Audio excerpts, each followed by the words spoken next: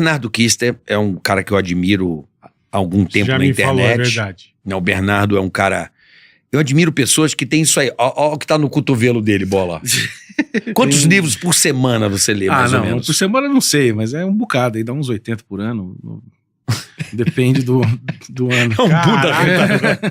O cara lê pra caramba. Mas às vezes é um livro fino, assim, e você lê de tudo ou você lê coisa específica? Não, absolutamente de tudo. De tudo. romances, a livro especializado, a livro teológico, Ficção. Devocional, ficção, livro Entendi, biografia. Entendi. Que Qual legal. livro mais Tem legal? 8 mil livros em casa, eu acho que hoje.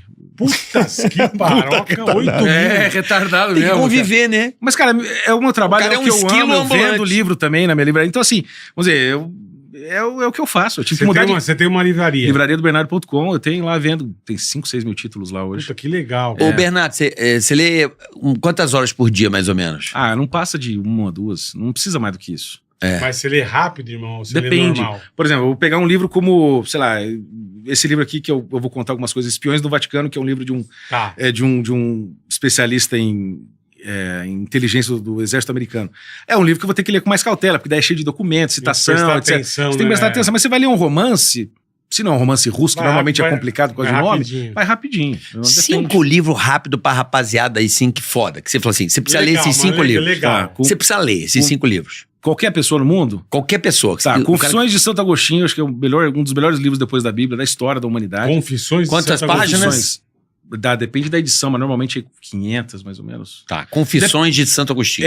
Eu acho que a obra... É porque é um mergulho interno, né, na própria história, e talvez o escrito mais sincero e verdadeiro que uma pessoa pode ter feito diante de Deus, só que ele registrou e a gente tem acesso a isso.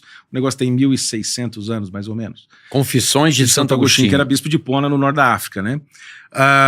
Depois eu acho que os irmãos Karamazov, né, porque talvez seja o drama, né, moral, né, do homem que luta contra os próprios desejos e Os irmãos. Karamazov, do Dostoiévski. Tá. Vamos pôr aqui, ó. Vai anotando aí. Vamos botar esse top 5 aqui na descrição. Todos têm na livraria do Bernardo. Tem. Tá. Que mais? Bom, a própria Bíblia, por que não? A Bíblia. Porque é o melhor, e acho que o livro mais importante que nós podemos ter contato. Depois um livro que eu li recentemente, né? Estou pensando aleatoriamente aqui, um livro do padre Antoine Sertiange, que é 10 minutos de meditação por dia, em que ele faz reflexões sobre a importância do ato de meditar diariamente, que seja 10, 15 minutos. Porque se vocês forem pensar, a gente não tem mais isso. Não tem. Entendeu? Porque ou você está ocupado com o celular, ou você está trabalhando, conversando com alguém, mas a gente não tem mais aquele tempo em que você para pensar sobre alguma coisa que os gregos chamavam de contemplação. Né? Ou seja, a pura contemplação da verdade, por contemplar a verdade, não para chegar em algum lugar para fazer alguma coisa. Como chama esse, irmão?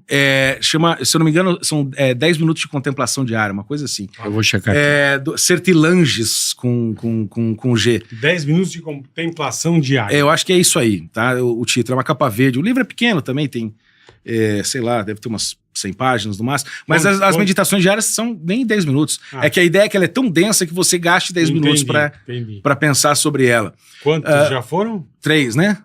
Não, 4. Falta um. E um que eu conversava, inclusive, com o Luiz, que trabalha comigo, ontem, numa palestra que eu estava lá em Maringá, eu estava conversando com ele e me ocorreu... Terra boa, Maringá. Maringá é terra legal. O livro dos pensamentos de Blaise Pascal, que foi um livro que me deu 2 insights fenomenais que moldaram minha vida, que é um insight de que a verdade é objetiva e não pode ser relativizada. Isso foi um estalo na minha cabeça, eu tinha 20 e poucos anos quando eu li esse livro, que na verdade são coleções de vários pensamentos espalhados, de aforismos, né, que a gente diz em filosofia, e que ele costurava na roupa. Né? E depois, quando ele morreu, juntaram tudo isso, organizaram. Cada editora faz a organização de um jeito, chama Pensamentos de Blaise Pascal, é um católico do século XVII. E nesse livro, então, eu entendi, assim, pela primeira vez, que a verdade é objetiva e independe da minha opinião, e que eu era mortal. Porque é um dado da realidade que a gente aceita, óbvio, né? Pagar boleto e morrer, todo mundo sabe que a vida é isso. Um dia vem, né? Um dia vem. Só que a gente não pensa, sabe, o que significa de fato isso, né?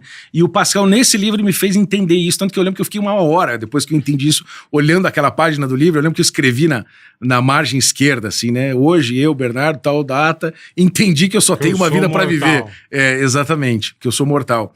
E esse livro ele tem um poder de mostrar, por exemplo, o que de fato é o homem, a futilidade da vida, a grandeza do homem, a sua pequenez perante si próprio, o homem perante Deus, o homem perante o universo, qual o poder do pensamento nas nossas vidas, etc. Então é um livro que ele desafia muito as nossas próprias convicções. Porque principalmente o jovem que tem 20 e poucos anos, ele acha que ele sabe de tudo, ele não sabe porra nenhuma. Ele não sabe nada sobre nada. Eu olho pra mim, sei lá, 20 anos atrás... E acha que não vai morrer também. Né? Exato, ele acha que ele é eterno, né? E... A gente achava que não ia morrer mesmo. Não, vocês principalmente, né? Que, porra, vocês fazia fizeram... cada barbaridade. O que a gente via já era barbaridade. Imagina o que a gente não via. Porra, eu acompanho vocês faz tempo. Pô. Você me acompanha faz tempo mesmo. E você é nascido Muito você tempo. É de Londrina mesmo? Não, eu sou curitibano. Ah, você é curitibano. Eu sou curitibano da Gema. Eu fui a Londrina 25 anos atrás. Mas minha família toda é de Curitiba. E por que foi pra Londrina? Pra Gleba? Não fui pra Gleba, não. Foi pra Gleba. Na zona rural hoje. A minha mãe passou no concurso da universidade. Entendi. Meus pais eram divorciados, fui dar aula, aí depois ela veio um ano, eu fiquei morando com meu pai, depois de um ano eu fui pra lá morar. Cara, eu só saio de lá se for pra fora do Brasil. Eu acho que é uma das melhores cidades pra se morar, cara. Londrina. É muito gostoso. E eu estarei lá sábado. Exatamente. É isso aí. E por que você tomou esse rumo, irmão? Que rumo? Tem vários rumos perigosos. Do catolicismo, da religião, do espírito a partir de que momento? Cara, isso foi... Porque molecão você não devia estar ligado. Eu era ecossocialista, bola. Tipo, o meu trabalho de conclusão de curso na PUC... Você era ecossocialista? Tipo das teses do Michel Lovy, que é um franco-brasileiro lá que escreve sobre esse negócio. Eu achava muito legal esse negócio de usar ecologia com socialismo e misturar esse negócio. E aí, tanto que o meu trabalho de conclusão de curso foi sobre práticas de gestão sustentável na pecuária brasileira, que basicamente era estudar pum de vaca na Amazônia, entendeu? Entendi. Não é possível. Então, isso eu estou falando 2009, 2010 ali. Entendeu? Mas, porra, me formei com louvor, os professores, nossa, que maravilha, foi pum de vaca. Aí o xixi cai na palha, fermenta aqui um gás e a camada de ozônio. Era só isso, entendeu? Que louco. Tinha 150 páginas, de 50 era de bibliografia que a gente levantou. Você é pequeno, hein, irmão? Maluco, cara, sempre fui meio louco, meio intenso demais, né? Aí depois desse período eu tive em 2011 uma espécie de uma conversão pessoal com Jesus, sem religião, sem nada. Um encontro pessoal com ele. Mais ou menos 5, 6 anos depois, e aí eu mergulho no protestantismo, assim, com cabeça ao ponto de quase virar pastor, entendeu? Você mergulhou no protestantismo? Eu ganhei bolsa para estudar em universidade de seminário para virar pastor, entendeu? Eu pregava quase todas as comunidades da cidade, pelo menos das principais. Eu jurava que você era católico desde sempre. Não, eu tinha um programa de rádio em parceria com um pastor da Assembleia de Deus, todo sábado 3 horas de programa. Mentira. Todos sábado, um programa de variedades. Você não sabia, pra mim você nasceu na igreja católica. Não, isso é 2016, 15 pra cá. Tem 10 anos. Então, não, cara, eu era assim, evangélico mesmo, assim, de 4 costados. Estudava pra caramba, debatia com as pessoas, com ateu, com outras vertentes protestantes, porque é uma confusão dentro do próprio protestantismo, né? Tem, segundo a última pesquisa que eu vi, são 47.300 denominações protestantes. Quantas? Né? 47.300 no mundo. Pouca coisa, hein? Puta merda. Pouca confusão. Divisão do caramba, né? Aí, mas eu vou avançando nesse processo e quando eu tô nessa, vamos dizer, ascensão meteórica dentro do movimento protestante, ocorre um certo debate dentro da nossa comunidade a respeito de doutrinas que são muito caras aos protestantes, como, por exemplo, a salvação, se você é escolhido por Deus de um modo ou de outro, se você tem liberdade, não tem, essas são... Porque talvez a pessoa que não seja evangélica talvez nunca tenha pensado sobre esses problemas, mas para os evangélicos é muito importante, pelo menos por uma linha mais tradicional batista como eu era, entender essas questões.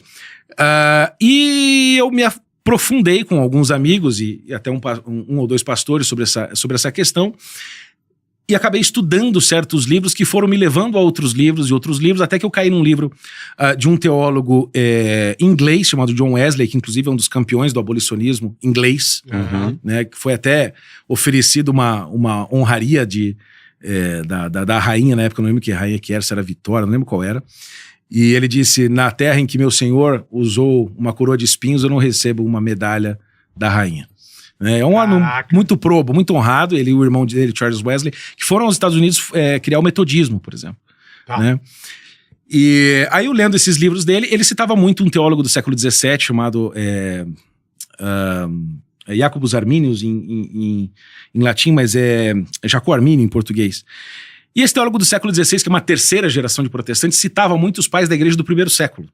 Dos primeiros séculos da igreja. Eu falei, eu não vou ficar lendo esse cara do século XVI, eu vou ler os caras que... Da igreja, Exato, que viveram falando, perto dos sim. apóstolos, como esse aqui que tá na minha mão, um livro aqui. Tá. Que esse é o século V. Aí eu comecei a ler os caras e falei, bom, calma aí, todas as críticas que eu fazia à igreja católica, esses caras estavam adotando tudo que eu achava ruim lá no começo. Então tinha hierarquia, tinha papa, tinha sacramento, Bela tinha confusão, bispo, né? tinha eucaristia, tinha confissão, tinha credo, tinha graus hierárquicos diferentes, tinha tudo. Eu falei, pô, mas calma aí, a igreja então nasceu católica? Claro que eu tô fazendo um recorte Sim, muito sim. simples de uma viagem Lógico. intelectual muito mais complexa, né? Nesse processo que me torno católico, entendeu? Que loucura. Depois de ler esse livro. Foi uma viagem intelectual mesmo. Muito loucura, parecida com velho. tipos como o Cardeal Newman, que era anglicano no século XIX e virou católico, ou recentemente Scott Hahn, está tendo uma onda de conversões intelectuais nos Estados Unidos e no Brasil, de pessoas fazendo mais ou menos a mesma viagem que eu, né? Eu tenho um trabalho também de defesa e apresentação da fé católica mais ou menos nesse sentido, né? Porque eu quero apresentar às pessoas o que eu vivi. Entendeu? E dar uma oportunidade delas conhecerem a verdade. Elas, obviamente, vão tomar a decisão por si. Eu que não vou poder escolher por ninguém, né? Mas que loucura. Eu jurava Não. que tu era aquele coroinha. Sempre foi da igreja. Não, a minha família era católica. Quando eu nasci, fui batizado na igreja de Santo Agostinho, dia 17 de abril, com 3 meses de idade, etc. Beleza, eu fui criado. Só que depois meus pais enfrentam um divórcio e aí cada um vai para um caminho. Meu pai permanece mais ou menos na igreja, minha mãe vai para o espiritismo. Kardecismo. Por influência de uma amiga. Aí ela começa a querer fazer ela médio, aquela coisa toda, ela achou aquilo meio confuso, não gostou. Aí essa mesma amiga que tinha acabado de sair do kardecismo, levou ela para a igreja luterana na época. Curitiba é muito forte, a descendência alemã, meu sobrenome é alemão, né? E essa igreja na época, não sei hoje, mas tinha até culto luterano em alemão.